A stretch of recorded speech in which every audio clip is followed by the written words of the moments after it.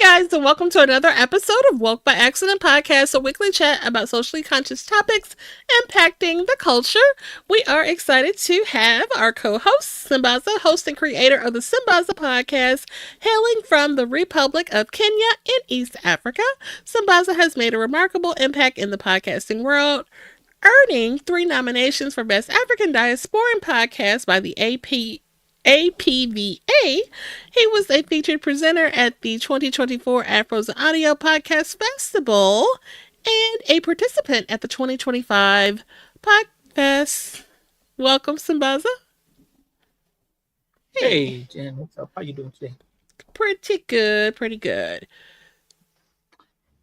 And how was your week? Pretty good. Very busy, but that's good. Really good. Looking forward to our show. We appreciate everybody tuning in and following the content. Glad to bring another exciting episode and guests for you guys today. So,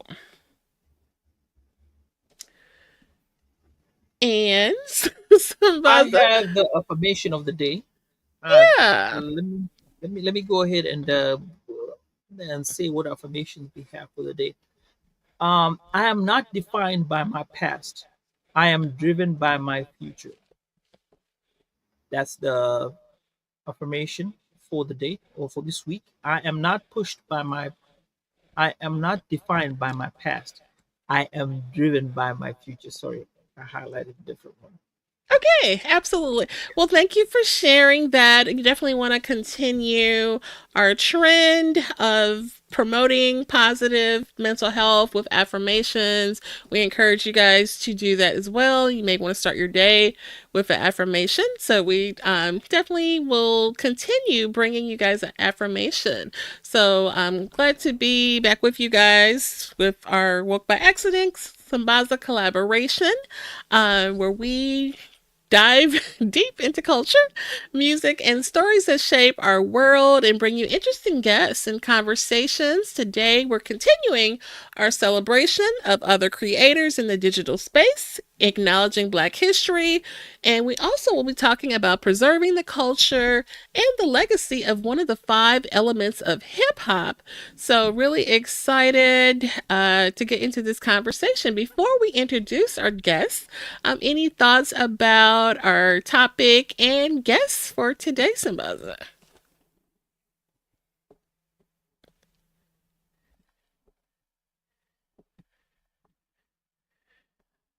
Sambaza! All right, he's been a guest of us, and we have been podcasting together for a while. He's good in his craft, and I appreciate his knowledge and diverse in diverse topics. Whenever we are engaged together and start talking about life events and stuff like that, he brings it on, and I'm really looking forward to today's conversation, as he's a one-on-one. Yeah, that's sure. what I'll see for now. Okay. Yeah. You said a lot without saying much, but okay. I love it. So let's go ahead and introduce our guests. All right. So hip hop celebrated its 50th anniversary on August 11th, 2023, marking a significant milestone since its inception in the Bronx in 1973. A reminder of hip hop's profound influence is personified in the 5 elements of hip hop. You've got emceeing, breakdancing, graffiti, knowledge, but this list is incomplete without the DJ. Our guest today is an internationally known DJ, a Midwest legend with over 2 decades of experience behind the decks, from learning turntablism at Kentucky State University to completing an artist residency in Argentina with Next Level USA. Our guest has made his mark in the industry. He has rocked the stage with icons like Big Daddy Kane, MC Lyte, The Foreign Exchange. Whether it's hip hop soul or poetry nights, our guest brings a signature musicality that keeps crowds moving. But beyond music, our guest is deeply connected to the culture and history. and as of 2018, a TEDx alum. All right. So today we are diving into his journey for a little bit to what it takes to stay relevant in the game for over 20 years, the importance of Black history, and how we can preserve the culture for our future generations. And with that, welcome, Krate Digga. Hello, hello. Good evening. How's everybody doing? Hey, welcome. Appreciate the Welcome. invite. Get a chance to come hang out with y'all. Definitely. Definitely glad to see you. We got some folks in the comments too already. So Yeah, shouts out to everybody tuned in. I'll Pete in the comments. Yeah. yeah. So we shall start off. Usually, I go around looking for a proverb, and today we have a proverb that is from Morocco. But before we get into the proverb, we want to talk a few things about Morocco uh, for the people who are listening and who are watching. Now, Morocco is one of the most visited country in Africa. The over 12 million tourists travel to visit it in 2018. That was the consensus. Most Moroccans are multilingual. I think they speak French. They have two official languages, Berber and Moroccan Arabic, but they also speak some French due to the French colonization. Moroccans love tea, but worship tea. The coffee culture is different from most Western countries. Coffee is like a social ritual where people just sit and just drink it in like the evening. Now it has the oldest university in the world, and I think it's called Kai- Kairouni Mosque in Fez. Became the world's first university in 859. Okay, now here's the proverb that we have for you. It says, "There is no beauty but the beauty of action." Um, yeah, actually, that's quite a fitting proverb for kind of one of my pet peeves slash greatest kind of motivators. One thing I hate is like people who say they gonna. Like people are always gonna, even if they never do. So like I hate when people say I'm gonna do this or I'm gonna do that, because 9 times out of 10, either they are saying it after you did what they said they were gonna do, like, oh, I was gonna clean that up, or I was gonna go do it. Like they never tell you ahead of time, like, hey, I plan on doing A, B, and C. You do it or it gets taken care of, and then they inform you, oh yeah, I was gonna do that. Or when people just say Mm-hmm. they're gonna do something, even with the best intentions, the fact is the way humans are made. When they say they're gonna do something, there's a certain dopamine rush that they get. So whether they actually do the thing or not, there's already a reward, so to speak, that's already been received for just saying you're going to do something. So saying I'm going to listen to your podcast, or I'm going to buy your album when it comes out, or all these things that people say they're going to do, specifically when we talk about creatives, um, whether they do them or not, there's already been a reward received, by saying you're going to do it. So, you know, back to the proverb, like, yeah, saying you're going to do something, like, that's beautiful, but what's really beautiful is actually doing it, actually doing the thing, putting action behind the words. We can all There you say go. anything, but when you put action behind what you say, that is one of the most beautiful things a human can do, is be someone of their word. Absolutely. I would answer your question, but you don't have your mic on, so I'm going to talk about Morocco while you figure that out. So I my just had question to is, mute it for a minute. yeah. So is Casablanca in Morocco? Am I Yes, correct in that? And if, yes. if I'm not mistaken, is Morocco the most northern point of Africa? So like if you, there's that very short, I don't know if it's considered a strait or if what it is, but like that very small bit of water between Europe and Africa that Mm. makes Morocco one of those You're right. ports or spots that I won't say everybody, but part of why it's the most visited is because it allows such a short travel distance into those European countries. And I don't know if that's Spain or Portugal that's right there on the tip, but if I'm Hmm. not mistaken, that's Yeah, you're those right. things interrelate. Yep, yep. Okay, You're cool. right. All Appreciate it. right. Now, what were you So, asking? What were you asking me? before you turned your mic Oh, on? the conversation. We're going to talk about the conversation now. You've been in the game for over 20 years, and hip hop recently celebrated 50 years. We already talked about that. But from your point of view, what does the DJ have in preserving and pushing Black culture forward as a DJ? Yeah, so this year marks 28 years I've been a DJ. I've been involved in hip hop for much, well, I won't say much longer, but almost 7 to 8 years longer than that intentionally. And then my awareness of hip hop, of course, dates into the mid 80s. To your question, I would have to say, first and foremost, my opinion is black culture, and I know that's a very general term, but black culture and hip hop culture are not the same. I think my opinion is there needs to be a clarity on understanding hip hop culture and then understanding that there's black Y'all are culture. Now, there's some overlaps, but like they're not the same cultures. So in terms of understanding that race is a construct, but at the same time we see that it has clear there's clear effects and engagements that society structures, et cetera, have with that construct of race and how it shows up in culture.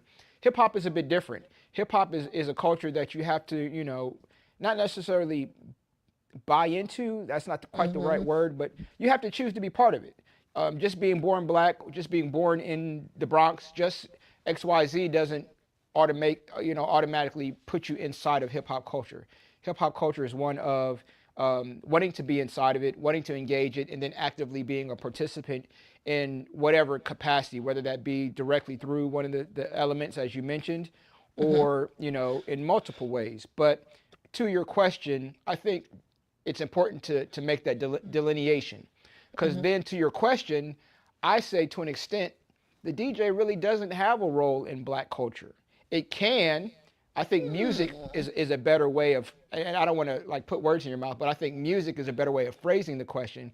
But to the question itself, the DJ can play a role in pushing forward that component of music, of oral or by the ear traditions that, once Mm-hmm. again, for those who really study culture, they understand that culture has an actual definition, and it has things that have to be, like, it has criteria that have to be met, and one of those criteria is the oral or by the ear tradition. So I think the DJ can play into keeping that alive inside of that kind of generic term of black culture, whether it be through music, and Mm-hmm. understanding how music can through the generations and through time has been both a way of communicating um, actively, overtly, and secretly communicating, being able to say things out loud and be heard by people, but not being understood by everyone because you're not saying it in a language that they're active in. Or just once again, if you talk about like line dances and all these other kind of offshoots of what the DJ helps facilitate, I think all of those things are important. So once again, I think music has a role and can have a role in moving culture forward, black culture specifically, but the DJ isn't always involved in that from the aspect of that quote unquote black culture, in my opinion. Okay. And speaking of culture, Black history is a huge part of our culture, and in celebration of and acknowledging Black history, we definitely want to have you share why Black history is important to you. We've had some conversations about how, Black history is not necessarily celebrated everywhere, and not encouraged to be celebrated. So we definitely want to have you share why Black history is important to you. So black history for me, quite frankly, from a personal aspect, is really like it's a story of my people. It is literally like the bibliography, the footnotes, the story of my people, both from a DNA like blood relative perspective, but also like the people who I come from, my community, the people who I am in community with. And that to me is more than just like the facts of like who invented this or who created that or who was the first this. I think those things are important, but also it's important to understand kind of there's in my opinion there's strategies, there's frameworks, there's keys, there's influence, there's support, there's a lot of things that can be gained from understanding the story of those who have come before us, what they Yes. engaged, what they put up with, what they dealt with, how they were able to interact, overturn. There's all the things of Really human experience. survive, right? Yeah. So all the Yeah. things of the human Mm-hmm. experience, Mm-hmm. specifically to African Americans. I think that's an important story for us to know. Now, I Mm-hmm. think the history aspects and the aspects of contribution and engagement and all those things and representation. I think those are important for everyone to know, but specifically for African Americans, um, for wider demographics as well, but specifically African Americans. I think it's important to understand those things for those direct personal connections. From a professional standpoint, black folks have been making a lot of creative, influential aspects, whether it be art, whether it be music, whether it be technology. There's just a lot of things that black folks have done to offer kind of tools or assets to the cultural spaces and the creative spaces that I'm involved in. So, from a professional aspect, understanding who those people were and how those kind of technology things happened is interesting, and also helps me engage those spaces to kind of either be influences on how I can change and or um, in, improve my Mm-hmm. engagement, but also once again to have that sometimes reverence isn't the best word, but having that respect and reverence for the people who created the things and the structures and the platforms and the equipment that allows me to do what I do and be successful, at it for nearly 30 years now. Wow. Man. Yeah. That's cool. That's So, cool. in 2018, you had the opportunity to take the TEDx show. I know it's a big deal. A lot of people do want to be on the TEDx as well. And you offered a presentation about legacy in your hometown. Please share any fond memories of the experience and what you did to prepare for this moment. So 2018 offered me the opportunity to be one of the part of the group of the first TEDx King Lincoln Bronzeville cohort. They've been doing TEDx annual TEDx sessions ever since 2018. So being part of the first group in that TEDx community is I think what they're called. Is definitely an honor and a little space in history. Um, Kind of first and foremost, like learning how to present the concept I had was like the first. I don't want to call it a hurdle per se, but like the first thing I needed to do was how am I going to tell this story Mm-hmm. um, in a way that's very authentic to my voice. But then inside of the kind of TEDx rules, so like TEDx and TED Talks, they have kind of rules and standards and kind of things. For example, like that red dot, the carpet that you see, synonymous with TED branding. Like everything you do has to be on that red dot. Like Mm-hmm. by their rules, it's not a TEDx or a TED Talk if you're off of that rug doing a presentation. So once again, for those who haven't seen my TEDx presentation, it's not just me up there talking, but I also have a whole DJ setup. So I had to figure out how do I have my DJ set up? How do I navigate from behind the turntables to back out front? How do I, move around and kind of keep a level of motion so I'm not just standing still the whole time, but still kind of staying inside of those rules and following all these kind of procedures and structures that the TEDx space has for me. So that was the next part.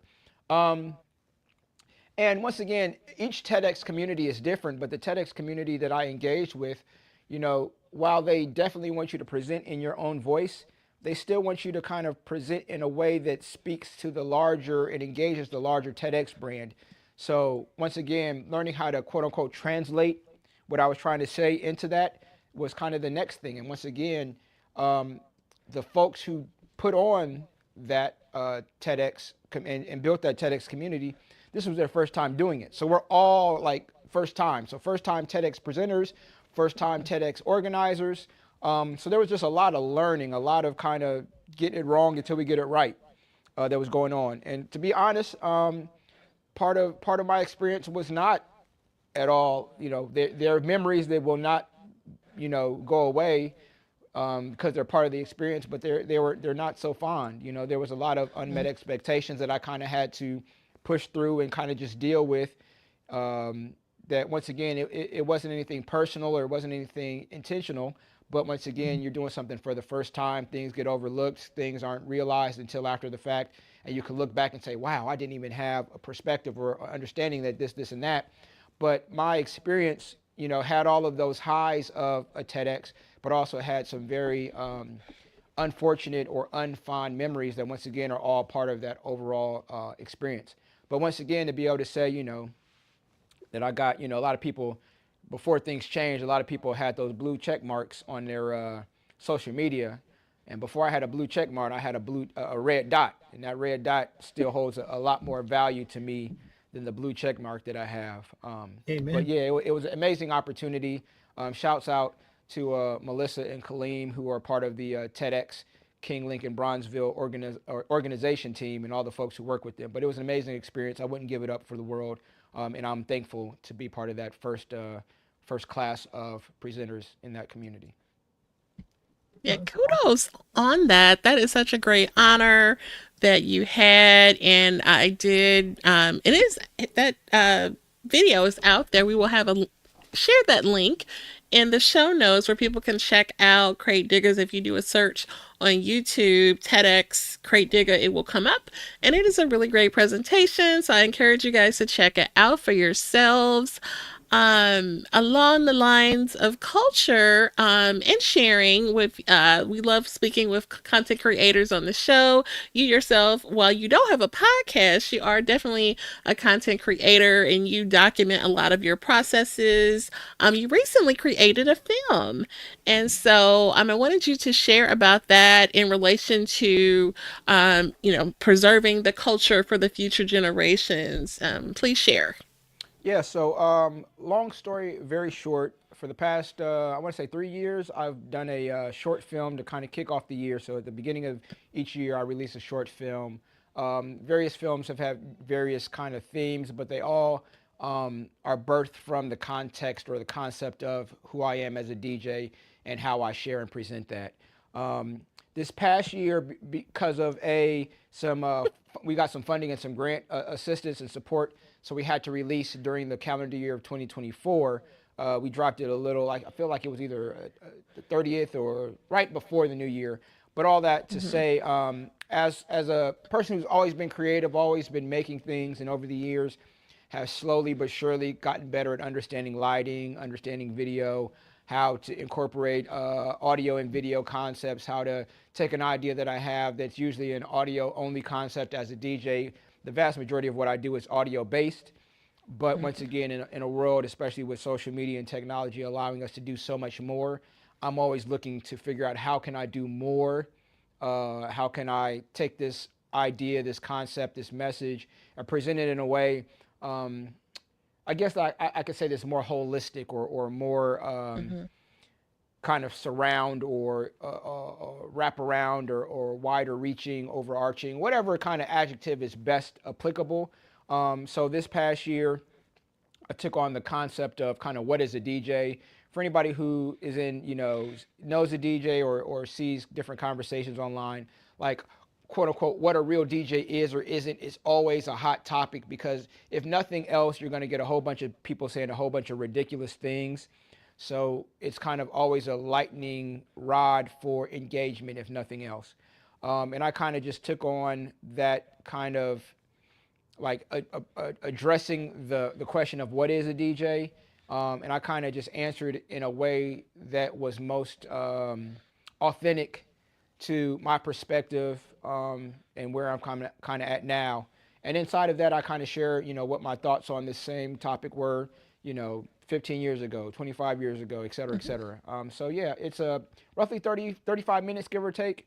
So I would encourage everybody, you can go to kratedigga.com or other spaces, check it out, and I would love to hear people's feedback on, what they thought of the film itself and or how I approached and engaged the question of what is a DJ.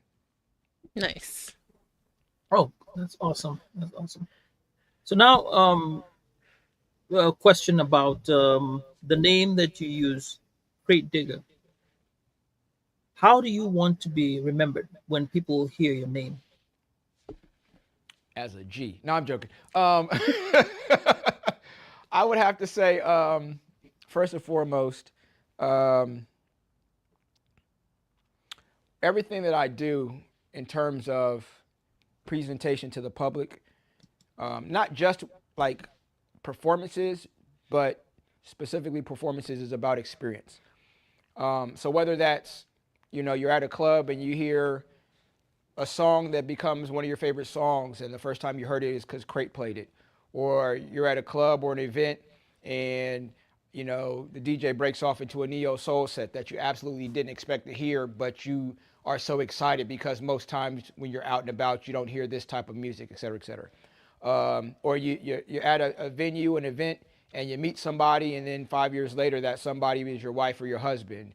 Or you're getting married and you hire a Crate to be the DJ for your reception, and experience whatever engagement that you have or involvement with the Crate Digga kind of universe or brand. I wholeheartedly want it to be about experience, whether it be an experience that you never forget or experience that kind of you forget. But if somebody mentions something, you're like, oh, remember that one time when, or remember when we heard Crate or whatever. So, there's plenty of experiences we have that don't stay at the front of mind. But once mentioned, we pop right back into where we were, how we felt, et cetera, et cetera. Hmm. So I definitely want it to be about experience. One thing, once again, especially with what technology is nowadays, like music is everywhere. You walk into Chipotle and you hear music, and I'm not saying that it is this because sometimes I go to Chipotle and I'm like hitting the Shazam button because they whatever this is playing is dope. So like no matter where we go, whether we're out and about or just off of our phones or whatever, music is accessible. So Hmm. if you're gonna come out and hear me spin, I don't want to present something to you that you can get if you're listening to Spotify or that you can get if you're watching whatever, whatever. I want you to at minimum be able to say that I went out, I saw this DJ, and I had a great time or I had a great experience. And even if I play all of these songs that you know and they're on your playlist and you hear on the radio, I still want the experience and the way that I presented them to be something that you take away from it being not a cookie cutter experience. So experience, experience, experience, experience is what like the Crate Digger brand is about. Nice. I have a question. This is one that I think I've missed, and I really want to kind of send us back. We're going to go back to your youthful days. You went to That was a Berkeley long way back, College. but we should Yeah, try. we're going to go all the way back to your youth. Uh, you went to Berkeley, right? And Berkeley is well known for music. Is that where you got inspired to be a DJ, or had you gone to study music there, or what was the connection between DJing and Berkeley with Crate Digger?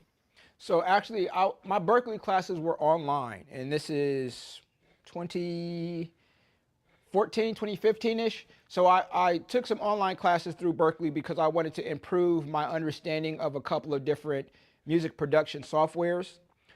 I had been producing since give or take year 2000. And I kind of learned as I learned. There was folks I learned things from here and there, but I really just made a lot of mistakes, made a lot of horrible sounding tracks until I learned how to make them better.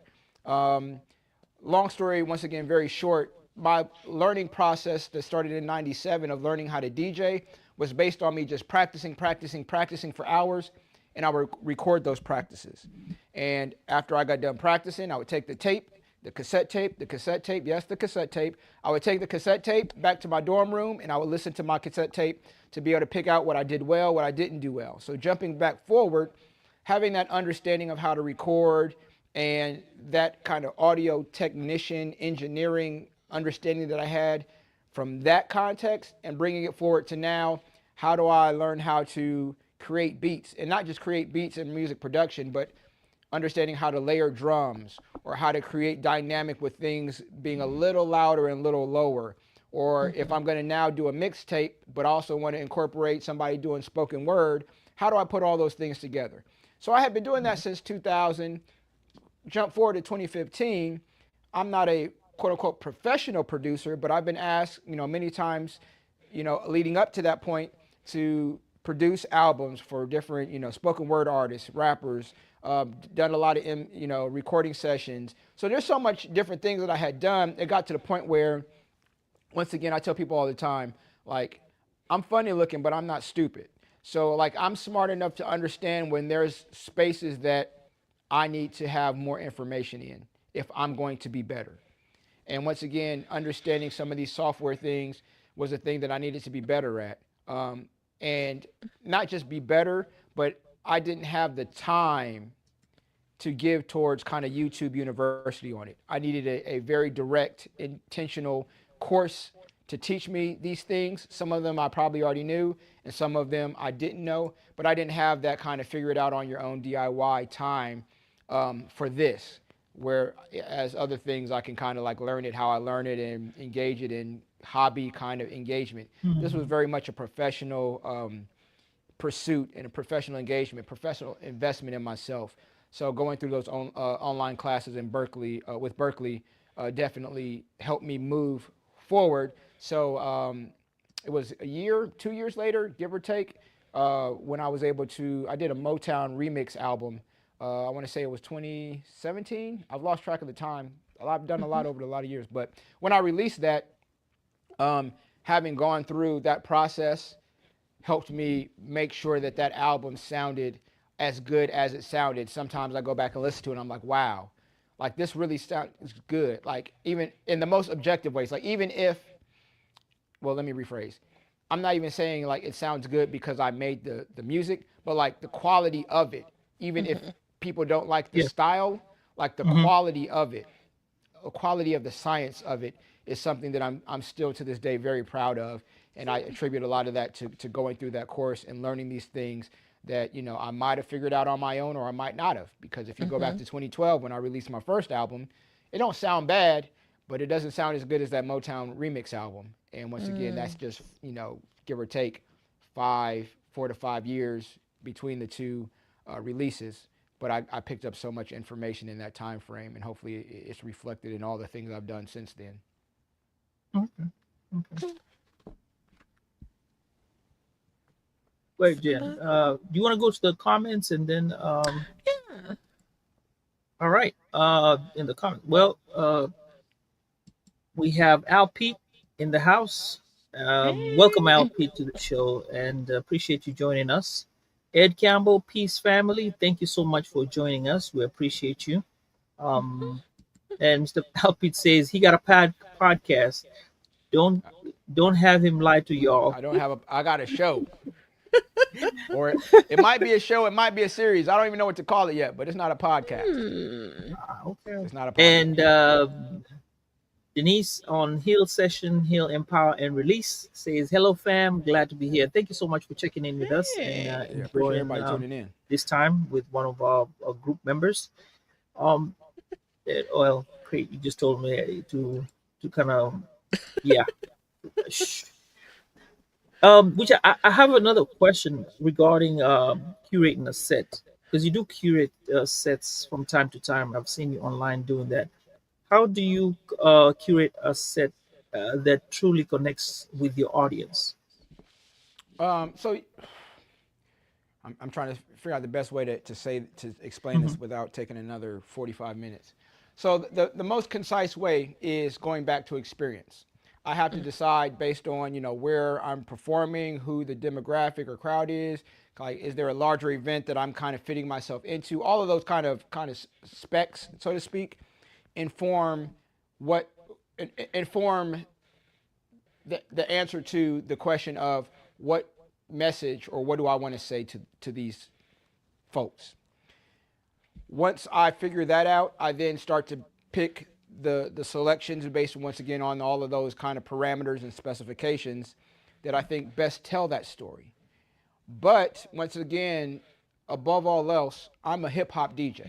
And when I say I'm a hip hop DJ, I don't mean that in the sense of I only play rap music, but I am a hip hop DJ in the sense of the traditional cultural sense of when I DJ, no matter what the what the genre is, no matter what the demographic is, you're gonna see me scratch. You're gonna see me, juggle a bit. You're gonna see me manipulate the music. You're gonna see me touch the turntables, move these records, and create a whole new kind of sound or new song, so to speak, with the songs that I have. So inside of that curation, I also have to find songs that have sections and pieces that allow me to then engage that style of presentation. So all of those kind of things come together when I'm curating a set. Sometimes it's a little less, I don't want to say intelligent is not the word. What's the word that I'm looking for? There's a word that'll come back to me like in the middle of two questions from now. But sometimes it's not so cerebral is the word. Sometimes it's not so cerebral. Sometimes I'm just at the club and I'm like, yo, I got 250 songs that I want to try to get in these couple of hours. And I just have to curate like what the order is for the vibe to be right, but it may not be as cerebral of an engagement in that space versus if I'm doing a lounge or if I've been hired or commissioned to do something at the art museum or those type of things. So once again, I don't want to say one is easier than the other because it's absolutely not. But I also know like the different kind of parameters or structures that are placed upon the event help guide, which lane do I want to take, what experience do I want to take these folks to, what message do I want to share, or even if the message is just have some effing fun, then that's what the message is, and that's how I present the music. Oh, nice. Nice. How many albums do you think you have behind you? I just, I have to ask. If I say, I'm trying to think roughly, and I feel like I did the math at some point, like each one of these squares, we'll Right. just say is roughly 50 albums. And I know you can't see the whole thing, but this is a 4x4. So we're talking about 1, 2, 3, 4, 8, 9, Oh my 10, goodness. 11, 12 and a half. So we're saying, I don't know what that math is. We're 12 and a half times 50. So we're talking That's about 600. roughly 600. So there's roughly 600 behind me. I got 2 boxes. I don't know if I can lift this with my old arm, but I got some, I don't know if y'all can see this box here, but these are 45s. So there's probably another Oh 145s in this wow. box, another 45 box behind me. So we're talking about another 245s. And then I have another 4x4 that you guys can't see here. So we're talking just in this space, Oh no. 1,500, give or take, 1,500 albums. Wow. Then we got to go down to the basement and pull some stuff out. So it is easy for me to estimate that I have over 2,000 12-inch. Well, let me rephrase Oh because my according to 45, goodness. over 2,000 pieces of vinyl for sure. And I've thrown out or given away, sold a lot over the years. So I started buying albums in '97 when I was first learning. Some of these are from my parents' collection. Some of these I bought over the years. Some of these if I really was intentional, I could maybe pull something out that has like my very first DJ name that I'm not going to tell you. Like some of these are real old, and excuse me. I mean some of them like this joint right here, I just bought a few weeks ago that my homie released. So that's another dope thing. It's like I always tell people I got some really dope friends who also happen to be like great artists. So like being able to look over these shelves and seeing like different artists who I have albums for that are also my friends who I can call on the phone Next and time, talk. if you are Yeah. thinking about donating some way, No, I'm not I'll be giving you happy none of my to help. albums. I'm not. I'm not. I'm, No. I'm collecting. I'm Hmm. collecting. I know. Um, Wow. That's those cool. are. Have you played all of them, or this is just I want to say 95% of these have been played at least at once. least Like some of once? these I've bought. Like there's a whole corner here that's stuff that I've bought that I haven't played or that's still wrapped up. So for example, like I'm a big Charlie Brown fan, so like I got I don't know if y'all can see that, but like the Charlie Hmm. Brown Christmas album. Hmm. So I got 2 of these so I can play that Christmas Time is Here joint. I haven't played it. But there's a couple of others that I've bought and haven't played yet. Or there's another. I got another case open in the corner that I haven't opened of stuff I bought and haven't filed. In the system. And once again, you can't really tell because of the angle. But like I'm a nerd. So like all of these are in alphabetical order. So like if you can see that, can you see that? Is that an A? Can y'all see that A? So like here's the A section, B, C, D, and all these go alphabetical order. For my organization, and these are just like club joints. Wow. Like this is all club stuff behind me. Then I have like quote unquote underground hip hop stuff over here, like High Tech and J Rawls and The Roots and Lone Catalyst over here. I got a whole thing of dance hall and reggae. I got a whole thing of white labels. So anybody knows hip hop culture understands what white labels are. I got a whole nother thing of kind of soul, funk, R&B, pop rock, and 80s kind of like that 80s reverb snare music. So like all of this is organized, generally speaking. And then like there's even a cube that's of unorganized music because I haven't filed it away yet. But so like this is, even though I don't play vinyl as often as I used to, like this is all like, I'm not a collector in that context. Like this is all like, these are work tools. Like these are work boots, basically. I got a question. Cool. Can you, which is the, give me at least 3 of the best artworks that you've seen on a vinyl? Wow. The best artwork on a vinyl. I can't really say right now. Wow. Yeah, that's a great question that I don't know. Any genre. Any genre, it doesn't matter. Like, I'm just thinking, like, there's some artwork that's really simple, but the album itself, like, is amazing. So, like, for example, this Miles Davis, Kind of Blue. Like, this is not a great album cover, per se. Right. But Kind of Blue, I had heard of this album, and of course I had heard of Miles Davis, but I had heard of this album, for many years, but I didn't actually hear the album until I was, it might have actually been on my 16th birthday. So I actually, in 94, whatever that math is. Yeah, so in 1994, I went to Senegal and the Gambia for a couple of days.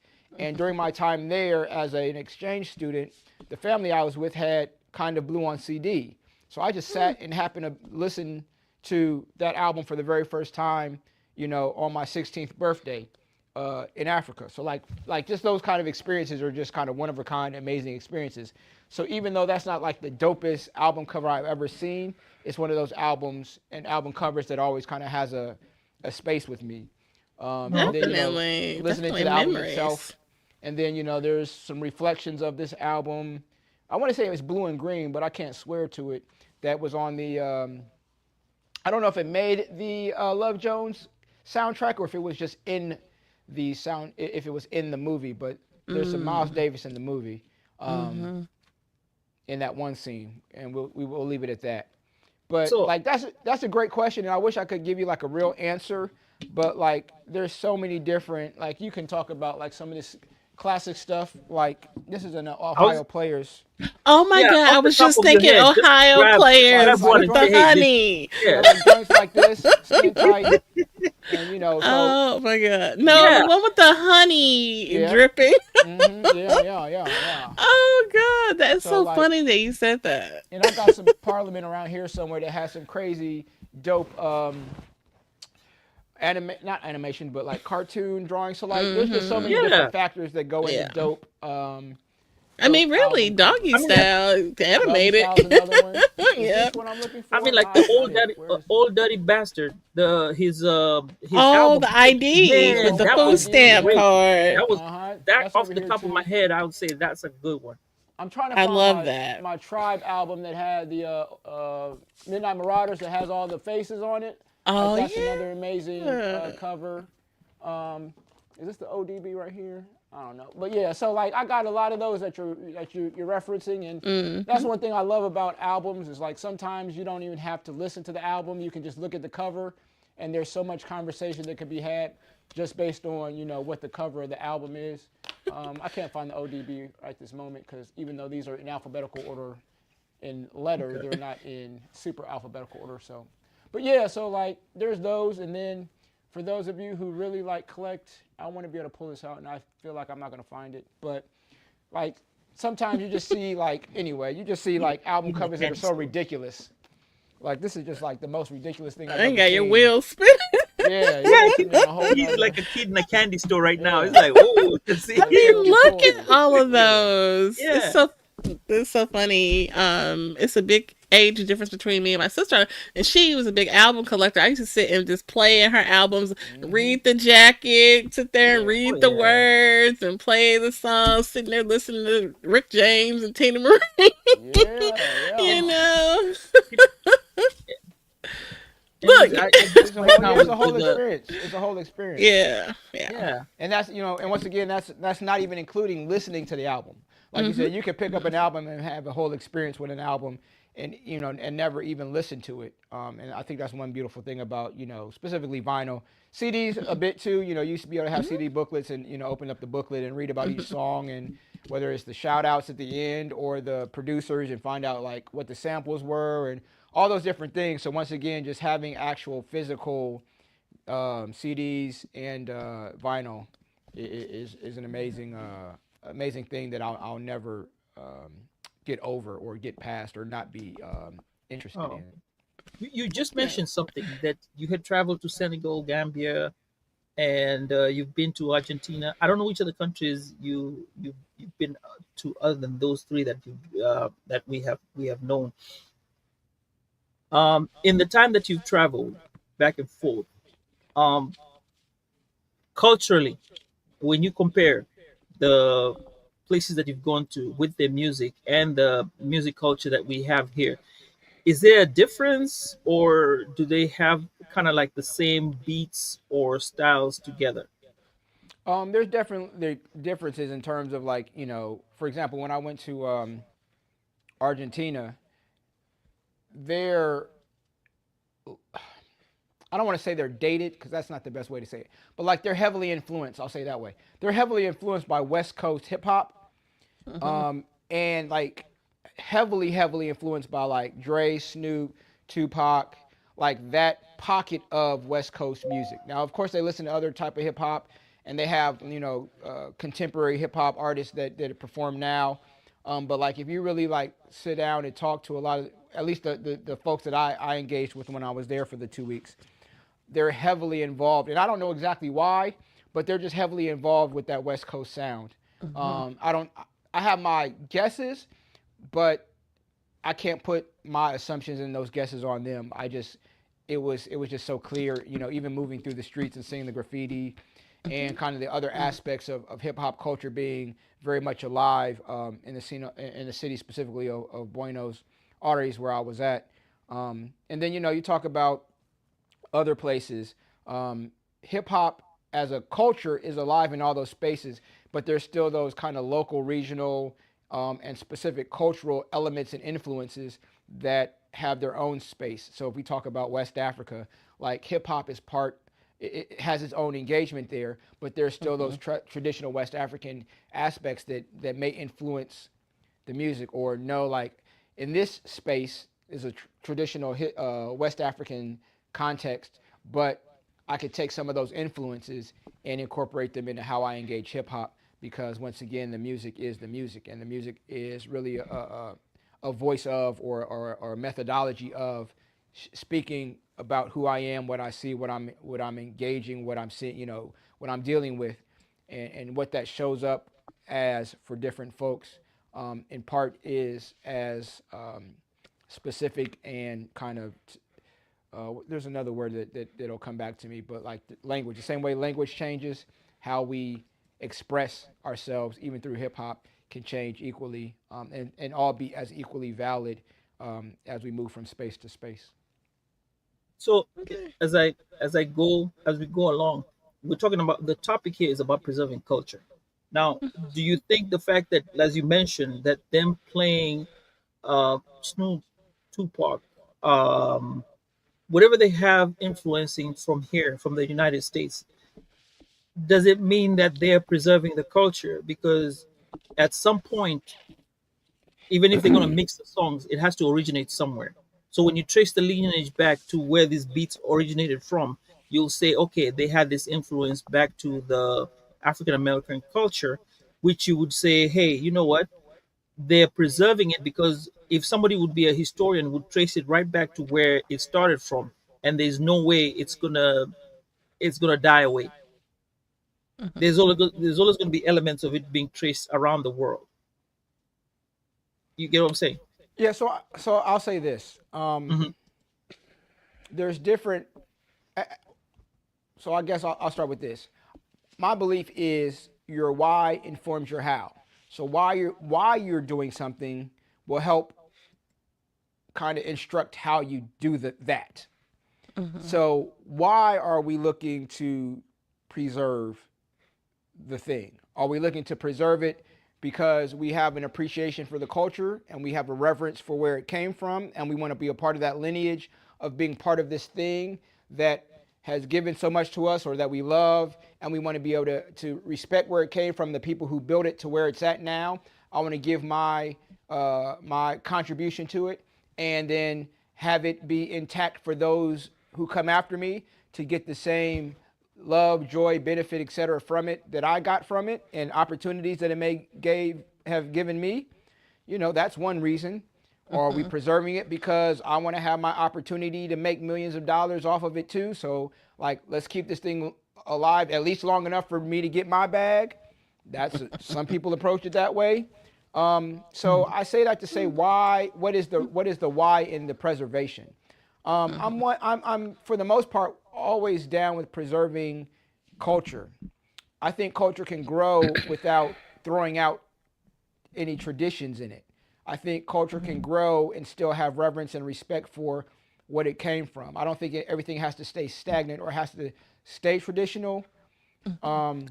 to be respected or to be recognized. I think things can still grow, but at the same time, um, when we grow too far from any tradition, we're no longer preserving a culture. We're kind of shifting, changing it. And sometimes that's cool, and sometimes it's not. Once again, some things just ain't hip hop. I don't care what you call it. I don't care how you made it. Like, none of that matters to me. And that's not me saying, like, it is up to me to say what is or what isn't hip hop. But hip hop culture has certain things that it is and certain things that it isn't. And if it's not that, that's fine. It doesn't mean it's bad. It doesn't, but it's not hip hop. So once again, I think there's different spaces to have fair conversation about how, once again, we can move culture forward without revoking, erasing, or kind of destroying what it grew from. Because once again, in doing that, it's almost like we're cutting our ankles off. Like, we may still have legs, but if we cut ourselves off at the ankles, because we want to go this whole new direction to be this other thing, we're really like not doing. We're really doing ourselves a disservice, whether we Hmm. see it or not, whether it's short term, long term. But once again, I think it's important to preserve culture, but it's also understand why are we preserving the culture, Mhm. because preserving traditions and preserving culture to me aren't always synonymous. They can overlap at times, but they're not always the same. Okay. And you mentioned a new project that you're working on that's coming up that's not quite a podcast, but could be something storytelling. Please share. Yeah, so I'm part of a collective known as the UMA Creative Group, a group of five great guys who are creators and creative in many different ways. So we have a platform on YouTube, and one of the things that I'm going to start creating and bringing specifically to that platform is called Over the Music. And the concept of it is really just, as a DJ, once again, approaching 28 years, I've been a lot involved in a whole lot of different conversations, both overheard and directly involved in, and seeing a whole lot of people post a whole lot of things, some absolutely ridiculous and some absolutely insightful. And then, once again, um, just sharing, insights, perspectives, opinions, just kind of just talking. I try not to be like too irreverent, but like I'm not doing this to make friends. I'm really, sharing insight, challenging some things, challenging some people, indirectly or challenging the concepts of people more so than people. But once again, just kind of, saying what I got to say and sharing my experiences and my perspectives and incorporating other things into the conversation. But it's really just about like all of these conversations that I hear and part of and all those things that happen around the kind of zeitgeist of music and DJ life, culture, perspectives. But we're having this conversation over the music so we can really kind of hear what's being said and not just the social media blurbs or the engagement or rage bait that gets thrown around from time to time. Okay.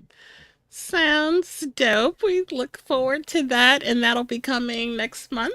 Oh yeah, so it starts in March. I don't Okay. have a hard schedule like every blah blah blah, but March is Saturday already, and it hurts my heart to say that out loud, but it's already March. But yeah, Sure. so March will be the kickoff of that series, and once again, I'm not sure how often it'll come out, but if you go to youtube.com at the UMA Creative Group, UMMAH Creative Group, hit that subscribe button, and you'll be aware and get those notifications when we drop new content, not just from myself, but from anybody in the UMA. Okay, we will Oh, definitely that's share the awesome. link Yeah. in the show notes. Um, Chats.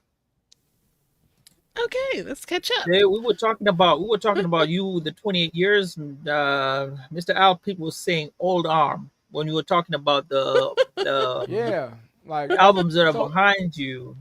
So listen, man, Yeah. listen. I started DJing in a time where we didn't have laptops, we didn't have MP3s to DJ with. So like these, like we had to carry these. When I was in college, we used Yeah. to. So once again, to give a little kind of history, backstory, whatever. When I was in college, like once I got to the point where I was able to and was ready to like DJ parties, the main DJ who I learned under, DJ Sakari, he and I would DJ together. So we would have two DJ setups all plugged into the sound system together, and we would DJ at the same time. So he may be playing two records or what have you, and I would bring in something like an instrumental or whatever, or I'd bring an acapella. So really, it was two DJs, four turntables going at a time, which means we had sometimes like 8, 12, 16 crates of music behind Oh us that we would wow. use for a 3 or 4 hour party. And in order to get all of that music to the party, we got to carry those back and forth to the dorm or back and forth Mm. we had a setup in the student center that we could kind of leave. But if we were at the gym for this weekend, we had to tote everything across to the gym. Or if we were going to a local club, we had to take everything to a local club. And then, moving forward, doing a club gig, I used to travel with two turntables, so one in each case, a mixer in a case, 4 cases of music. Then I would usually have a bag that had like my reggae and dance hall 45s. And, so once again, like we Mm. weren't walking into the club with a laptop and a controller or a laptop and just plugging into what the club had. Sometimes the club had gear, sometimes it didn't. So, I'm like my body, Bernie Mac said, my body weary. I'm not It so sounds like you kind of miss those old yeah, days I of. absolutely do not. I absolutely do not. Um, Okay. Yeah. Yeah, so like, and I tell people I'm still very much. I'm not a purist, but I'm someone who still kind of once again operates in the sense of being an unapologetic DJ in the context of a traditional hip hop DJ. So I still use turntables. I use a laptop from time to time when I'm not using wax. But even with that being said, like I got to the point in 2006, 2007 ish. I got paid to do a gig. I had to travel to that gig, and what I had to pay to get my music to the gig was almost more than what I was paying for the gig. And I was like, Oh I'm never wow. ever doing this again. And that's when I bought, the laptop and got the software Mm. to move to a digital vinyl system. And I've kind of just been in that ever since. And as kind of once again, technology allows people to make music off their phones and off their True. laptops and not have to go through the usual channels. So, I can me and Sambaza can go in the studio, make a song tonight and, have that song sent off to Al Pete and he could be playing on a radio show tomorrow. That's something that generally speaking couldn't happen, 20 years ago. So Hmm. like to be able to have access to music that's not always being printed up on wax or even on CD, it's something that has allowed a lot of genres and artists to grow, and allowed once again the overall culture to grow. So I'm thankful for that, and even for myself once again to be able to create music and put it out there for people to hear without having to invest in pressing up 1,000 vinyl or doing just a lot of the extra stuff that that you may not want to do, or sometimes just don't have the resources or finances to do. It's no longer a burden, or a barrier, I should say, to artists and creative people being able to get their thing out, because we don't have the traditional kind of corporate channels. And it seems like it definitely was to your benefit to embrace technology. I know some people, are hesitant to embrace, Yeah, absolutely. I mean, Mm-hmm. because for me, once again, I use technology to amplify and kind of exponentially improve my performance. I don't use it to do stuff for me. So like I tell people all the time, it's like, yeah, I use a laptop, but my laptop don't mix for me. Mm-hmm. Now if you use the sync button or you use virtual this or blah blah blah, all that, I don't care. That don't have nothing to do with me. The same way, like I don't care what kind of mixing bowls you use. I don't care what kind of car you drive. Like none of that has nothing to do with me. I use technology to make my performance better, but I don't allow technology to do the artistic or creative things that I do for me. So I still got to get the blends right. I still got to have the EQ right. I still got to set my own volumes to make sure that the blends are back. Like all of those things that I learned with wax, I still do those things, but now I have cue points where I can do things quicker, or I can, once again, I can collab with my brother Al Pete or whoever and create a song and play that song on a mix show or at a live show without having to worry about getting it sent off to be mixed and mastered and put on a 12-inch pressing and wait for it to Mm-hmm. come back from Germany and blah, blah, blah, yada, yada, yada. So once again, technology for me is a way for me to take these ideas that I have in this funny shaped head of mine and get them out to the world, as opposed to do like work for me. I was like, I know it may be a crude metaphor, but it's like my people learned our lesson with the cotton gin. Like the cotton gin was technology making things easier, but it didn't really make things Mm-hmm. easier for our people. So with that being said, I just use technology to try to make doper stuff, not to make my job quote unquote easier. Right. Okay, I can So appreciate that. right. So then, I think um, I think it was Denise was saying, "Oh man, I'm gonna ask for the MJ She's ones." not getting those. When we're talking I about saw it. I saw it. giving them, I when saw it. you're Yeah, talking about I'm donating. watching the yeah I'm watching the comments roll in, and All I saw right. her post it, and I was kind of trying to at the corner of my eye find where my MJ is so I could show her that she wasn't getting them, and it's right here. I'm not even gonna show it to her because Oh, I don't want her bugging me. Because yeah. At that she and I are moment, working on something Al. next week, and I don't want her to be in bad spirits next week when we got to work together because she's not getting my MJ vinyl. Oh, okay. Okay, So looking Alfie was forward to like, "Y'all that. got crate digging literally," Yeah, I and mean, and pun when intended. It is who I am. Yeah, that I was kind of, we appreciate, never seen that side of yeah, that was different that completely. was a And moment. then Al Pete said about your upcoming project says it is a It's a podcast, and podcast. then Denise says it definitely is a Definitely is a podcast, podcast. and Ed Campbell gave us the fire emoji and the music Lame. emoji, like hey, and Appreciate it. Denise Appreciate is it. just laughing at whatever's going on right now. Yeah, I'm a report her now.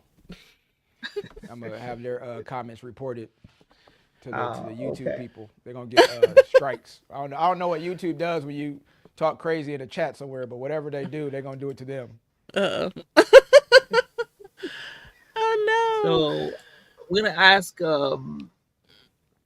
how people can find you, uh, or you could share how people can contact you in our world of the internet, be it on IG, Facebook, whatever you have online. This is your moment to kind of give us a whole Do my thing. rundown of where you can Yeah. be So found. people see me do this, but it works so well. So I just have this spiel that I'm gonna hit y'all with, my little elevator pitch. But yeah, so 24/7, 365. You can catch me on kratedigga.com. That's KrateDigga.com. We have music, we have visuals, we have tutorials, a documentary, and much, much more. If you want to check me out, most times not because of this beautiful face, but because of something that I say that you feel is witty or insightful, I am on Instagram at Krate Digga on Instagram. I'm also on Threads. You won't see my face much, so you may prefer Threads over Instagram. I'm not sure. It's whatever, whatever your thing is. I'm not going to shame you. But yeah, I talk crazy on Threads, and sometimes what I say is insightful, sometimes it's irreverent, sometimes it's a little mix in between. But I always tell people the kind of entrance portal to the Krate Digga universe is the website.